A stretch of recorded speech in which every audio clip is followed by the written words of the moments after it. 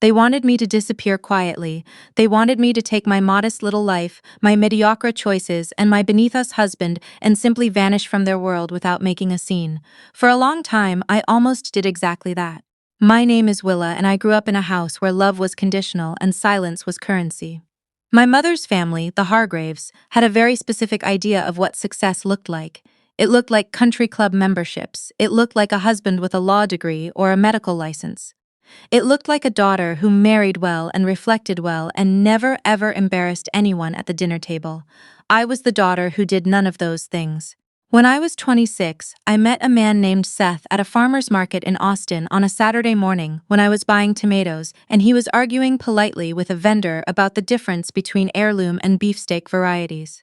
He had flour on his jacket sleeve and a paperback tucked under his arm, and he laughed at himself when he realized I had overheard the whole exchange. We got coffee. We talked for 3 hours. I drove home that afternoon with my tomatoes and a feeling I couldn't quite name, something warm and certain and very, very quiet. Seth was a software developer. He had started a small company 2 years before we met, building logistics software for mid-size manufacturing businesses. He was not flashy. He drove a used Subaru. He lived in a 2-bedroom house in a neighborhood my mother called perfectly fine for some people. He wore the same 3 pairs of shoes in rotation and could not name a single designer brand if you put a gun to his head. My mother called him sweet the first time she met him. She said it the way people say, "Bless your heart" in the South. She meant nothing kind by it. My Aunt Renata, my mother's older sister, the one who had married a cardiologist and never let anyone forget it, looked Seth up and down at our first family dinner and said, "So you're in computers?" in a tone that made it sound like he had said he collected aluminum cans. My cousin Bryce, who was 22 and had never held a job longer than 4 months but whose father had paid for everything including the BMW in the driveway, spent most of that dinner talking about his upcoming trip to Aspen and not once asking Seth a single question. Seth was gracious through all of it. He helped clear the table. He complimented my aunt's cooking. He laughed at my uncle's jokes. He drove us home afterward and didn't say a word about any of it until I brought it up myself. "Your family is interesting," he said carefully. "They're awful," I said. He reached over and held my hand on the center console. "They love you, I think. They just have a very narrow definition of what love looks like." That was Seth. That was who he was. I fell in love with him somewhere between that farmer's market and that drive home, and I never fell out. We got engaged 18 months later. He proposed in our kitchen on a Tuesday night while we were making pasta. No photographer hidden in the bushes, no restaurant full of watching strangers. Just us and the smell of garlic and olive oil, and a ring he had picked out himself from a small jewelry designer in East Austin because he thought the stone looked like it was lit from the inside. I called my mother that same night. I could hear the pause before she said congratulations. A long, weighted pause, the kind that carries an entire conversation inside it. "Have you two talked about finances?" she asked. "Mom, I'm just asking. I want to make sure you're being practical. We're engaged. Can we just— your cousin Shayla's husband just made partner at his firm. I'm just saying there are options out there, Willa, for a woman with your background and your—" I stopped, listening somewhere around the word options. I had heard this speech before in various forms. It was always disguised as concern. It was never concern. The wedding planning began, and with it, the commentary. Seth and I had decided on a venue outside of Fredericksburg, Texas, a working ranch owned by friends of his family, with a big live oak grove and a creek running behind the property, and a converted barn with string lights and long wooden tables. It would be a Saturday afternoon in early October, and it would be ours. Small, personal. 120 guests, most of whom actually knew us. My mother called it rustic, in the way that some people say problematic. Aunt Renata said she hoped the bathrooms were climate-controlled because her back had been acting up. Bryce did an RSVP for 6 weeks and then texted me 2 days before the deadline, "Probably gonna make it. Depends on what else is going on that weekend." My mother's oldest friend, a woman named Gwen who had known me since I was in diapers, told my mother at their book club that it sounded like a lovely little party and that she was sure I would do something more formal someday when the timing was right. My mother forwarded me that text. I don't know what she expected my reaction to be. Gratitude, maybe, for the warning. 3 weeks before the wedding, my mother called and asked to meet for lunch, just the two of us. I drove to the restaurant she had chosen, a place with white tablecloths and a hostess who called her Mrs. Hargrave by name, and I sat down across from her and waited. She ordered a Cobb salad and sparkling water, and then she set her phone face down on the table and looked at me with an expression I had known my whole life. It was the expression that meant she was about to say something difficult and had already decided I would eventually agree with her. "I want to talk about the venue," she said. "It's already booked, Mom. I know it's booked. I want to talk about changing it." I set down my water glass. "It's 3 weeks before the wedding. The Driscoll has a cancellation. I already checked. They could accommodate your date and your guest count, and I would help with the cost differential." "I don't want the Driscoll, Willa." She said my name the way she always said it when she thought I was being foolish. "This is not about what a venue looks like in a photograph. This is about what it says. People talk. Your aunt's friends are going to be there. Gwen is going to be there. And I don't want this to reflect." "Reflect what?" I asked. I kept my voice level. I had practiced this. "Say the whole sentence, Mom." "You don't want this to reflect what?" She looked at her salad. "I don't want people to think we couldn't do better." I sat with that for a moment. "When you say we," I said, "do you mean you?" "Because Seth and I aren't worried about what Gwen thinks." She didn't respond to that. She talked for another 20 minutes about the Driscoll and parking logistics and whether the ranch had a backup plan for rain, and I ate my lunch and nodded. And when the check came, I paid my half and drove home and sat in my car in the parking garage for a while. Seth found me that evening on the back porch staring at nothing. He sat down beside me and didn't ask questions. He just sat there. After a long time I said, "My mother wants us to change the venue." "What do you want?" he said. "I want to get married in that oak grove." "Then that's what we're doing." I looked at him sideways. He was watching the tree in our backyard, calm as still water. "She thinks it's going to embarrass her," I said. "I know. Doesn't that bother you?" He thought about it seriously, the way Seth thought about most things. "It bothers me that she makes you feel that way," he said finally. "But I stopped being bothered by what people think about me a long time ago. It's a waste of time, and time is the one thing you can't get back." I took his hand. "I love you," I said. "I know that too," he said and smiled at the tree. The week before the wedding, 3 things happened. My Aunt Renata called to say she would not be attending. Her back, she said. Though I had seen her Instagram story 2 days earlier of her hiking a trail in Sedona. My cousin Bryce texted to say he had a conflict. My mother's friend Gwen sent a card, an actual card, in the mail that said she would be keeping us in her thoughts and hoped everything went beautifully. The card was addressed only to me, not to Seth. My mother called that same evening to tell me what I already knew. She prefaced it by saying she was sorry, and then she said that with Renata not coming and Gwen not coming, and some of the others feeling uncertain about the travel, she thought it might be better if she and my father attended something smaller, later. Maybe a dinner, maybe in the spring. I let her finish. "Mom," I said, "if you are not at my wedding on Saturday, you will not be at any dinner in the spring. You will not be at any dinner, period. I need you to understand that this is not a rehearsal for the real thing. This is the real thing." There was a silence. "Willa, you're being dramatic. I'll talk to you soon," I said. And I hung up. I did not cry. I want to be honest about that because in stories like this, people always cry and it means something. I did not cry. I stood in my kitchen with the phone in my hand and I felt something settle in my chest. Something quiet and solid and final, like a door closing gently but completely. My mother did not come to the wedding. My Aunt Renata did not come. Bryce did not come. Gwen did not come. Several others offered their regrets in the week leading up to it. My mother's bridge partner, my aunt's daughter who was so swamped, a cousin I had seen twice in 5 years who texted the morning of to say she was so sorry, so crazy right now. Seth's family came. His mother cried during the ceremony and laughed about it afterward. His younger brother gave a toast that was 15 minutes long and 3 times funnier than it should have been. Our friends came. Real friends, people who drove 4 hours and stayed in a bed and breakfast and danced in that oak grove until the string lights became the only light in the dark. I wore a dress I had bought at a small bridal boutique in South Congress for $1,400. My bouquet was wildflowers. The food was barbecue from a place Seth had loved since college, and there was a peach cobbler instead of a wedding cake because we both agreed that most wedding cake tastes like beautiful cardboard. It was the happiest day of my life. My mother called the following Tuesday. I let it go to voicemail. She said she hoped it had gone well and that she would love to see photos. I did not call back. What followed was 18 months of careful distance, not cruelty, not drama, just a boundary I had set and was determined to hold. My mother texted occasionally. I responded briefly. My Aunt Renata sent a Christmas card. I sent one back. My cousin Bryce posted a birthday message on my Facebook wall once a year, as though that constituted a relationship. I said very little about Seth's work during that time. This was deliberate.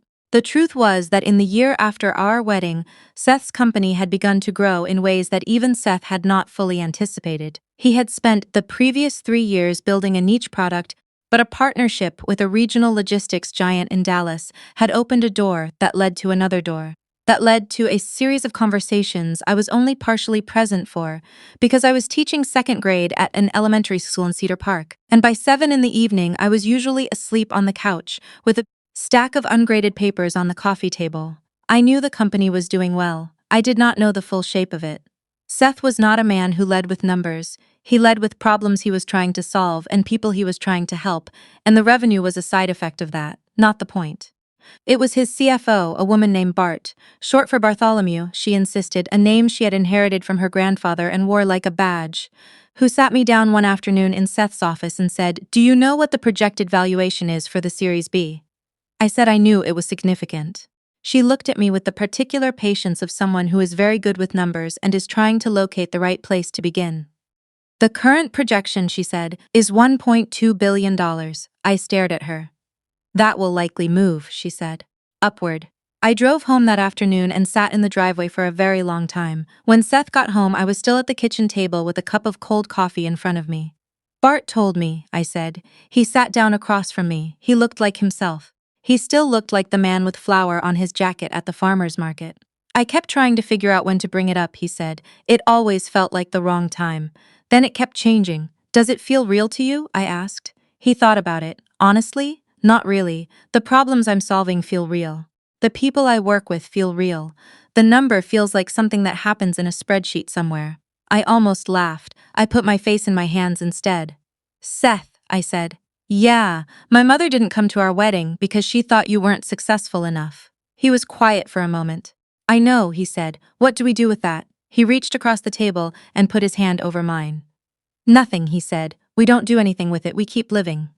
I nodded. I believed him. I also knew that the world was about to do something with it whether we wanted it to or not. The announcement came out on a Thursday morning. A major acquisition, a Fortune 500 company in the supply chain sector, had purchased Seth's company in a deal valued at $3.8 billion. The Austin American-Statesman ran a piece. The Wall Street Journal ran a longer one. There was a photograph of Seth in a conference room in Dallas, looking like himself, in the same navy blazer he had worn to his college roommate's rehearsal dinner 4 years ago. My phone started ringing before I had finished my first cup of coffee. My mother called at 8:14 in the morning. I let it ring. She called again at 8:41. I let it ring. She texted at 9. "Willa, I saw the news, so proud of you both. Can we talk?" Aunt Renata texted at 9:30. "Willa, oh my goodness, we need to celebrate. Call me." 2 exclamation points per sentence, on average. The same woman who had said, "So you're in computers," to my husband at a dinner table 6 years ago. Bryce texted, "Dude, congrats, that's insane. Seth is like literally a billionaire now. Can you believe it, lol Gwen." Actual Gwen, who had sent the card addressed only to me, called my mother, who relayed to me that Gwen had said Seth was clearly much more than meets the eye, and that she hoped we would all celebrate together soon. I didn't respond to any of them that day. I went to work, and I taught fractions to 22 second graders, and I ate my lunch in my classroom, and I drove home and I made spaghetti, and Seth and I watched television on the couch, and I thought, very deliberately, about what I actually wanted. Not what I was supposed to want, not what the story demanded. What I, Willa, actually wanted from the people who had chosen my husband's potential net worth over his character. The answer came to me slowly over the following 2 weeks, during which my mother called 11 times and texted 14. My Aunt Renata sent a basket of fruit with a handwritten note.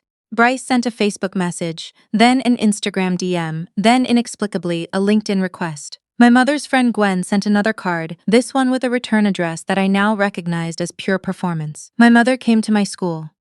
I was walking out to the parking lot on a Wednesday afternoon, still carrying my tote bag full of math worksheets when I saw her standing beside my car. She was dressed for lunch somewhere nice. She was wearing her good earrings. She opened her arms, and I stopped walking and looked at her across 6 feet of asphalt. "I deserve that," she said, reading my face. "I know I do. What are you doing here, Mom? I couldn't get you on the phone. That was on purpose." She lowered her arms. Her expression shifted into something I didn't see from her very often. Something genuine and a little broken. I made a mistake, she said. I made a very large mistake and I have been sitting with it, and I don't know how to fix it, but I know I want to try. I looked at her for a long moment. Was the mistake not coming to my wedding? I asked. Or is the mistake something you're only seeing now because of what was in the Wall Street Journal? She flinched. Good, I thought. That landed exactly where I meant it to. Both, she said quietly. I'm not going to lie to you. Both. I respected that more than I expected to. I told her so. I'm not ready to have this conversation in a parking lot, I said, and I'm not going to pretend that a conversation fixes what happened, but I will call you this weekend. She nodded. She looked small in a way my mother rarely looked. I drove home thinking about the moment she'd lowered her arms. I called her on Saturday morning, before Seth was awake, sitting on the back porch with my coffee in the early October light. She answered on the first ring. We talked for 2 hours. I did not yell. She did not perform. She told me things I had not known, that she had been afraid her whole life of what people thought, that her own mother had raised her with a measuring stick that compared everything to everything else, that she had passed that on to me without meaning to and without realizing what she was doing until I had stopped calling and the silence had given her space to hear herself. I believed her. I also told her clearly, in words I had not planned but which came out with a precision I was grateful for. I would not be accepting apologies on behalf of Renata, or Bryce, or Gwen. They were adults who had made their own choices, and those were conversations they would need to initiate themselves if they wanted them. My mother agreed. And Mom, I said before we got off the phone, I need you to understand something. Seth was always worth it, not because of what he built, because of who he is. That was always true. The Wall Street Journal didn't make it true. She was quiet for a moment. I know, she said. I know that now. You knew it then, I said. You just chose not to. She didn't argue. Aunt Renata did reach out about 6 weeks later. A long email, carefully written, that explained her back injury, which had apparently healed in time for the Sedona hike but not for my wedding, and her regrets and her hope that we could rebuild. I read it twice. I wrote back 3 sentences. I appreciated her reaching out. I would need more time. I would let her know. I have not yet let her know. Bryce sent a text asking if Seth had any openings at the company for someone with a real hustle mindset and good people skills. I read it twice also. I did not respond. Seth eventually heard about most of this secondhand, in the way spouses do. He listened. He said, "You don't owe any of them a relationship." I know, I said. "Your mom, maybe," he said. "She seems like she's actually trying." "She is," I said. "I'm letting her try." He nodded. He did not tell me what to do. He never had. Last month, Seth and I flew to New York for a dinner he'd been invited to, a small event organized by a foundation we both support, focused on workforce development and expanding access to technical training. The people at the table were accomplished and interesting and mostly uninterested in performing anything. We sat next to a couple from Chicago who had a daughter who taught kindergarten and a son who was studying to be a mechanic, and they talked about their children with the exact same pride and warmth and specificity. And I thought about my mother's measuring stick and felt something loosen in my chest that I had been carrying for a long time. On the flight home, somewhere over Ohio, I opened my phone and looked at the last text my Aunt Renata had sent, the fruit basket note, scanned and forwarded by my mother weeks ago. I thought about the woman she had been at that dinner table when Seth and I were new, and she had said, "So you're in computers," and looked at him like he was something she might step over on her way somewhere better. I thought about the Sedona hike. I thought about my wedding, the oak grove, the string lights, Seth's mother crying, the cobbler dancing until the dark came. I closed the text. I rested my head on Seth's shoulder at 35,000 feet, and I thought, I don't need the apology to know I was right. I have not forgotten what it felt like to be standing in that parking lot at my school, looking at my mother across 6 feet of asphalt with my arms at my sides, not running toward her. It took me years to learn how to stand that still. Years of small moments where I chose myself over the approval of people who were measuring me against a standard I had never agreed to meet. Seth's company acquisition closed in full 4 months ago. He is building something new now, smaller, earlier stage, a team of 9 people working out of a repurposed warehouse in East Austin, with a coffee maker that breaks every 3 weeks and a whiteboard that runs the length of 1 full wall. He is happier there than he was in any conference room in Dallas. We have a house now, a real one, with a backyard that has a live oak in the corner and a porch where I drink my coffee every morning before the day starts. My mother came for Thanksgiving. She helped with the pie crust and she did not say one word about the neighborhood. It was, I think, a start. My Aunt Renata is still in her waiting room. My cousin Bryce is still Bryce. Gwen sent a holiday card this year. I did not send one back. Some doors stay closed. Not out of cruelty, out of clarity. That is what I have learned at the end of all of this, that clarity is not coldness.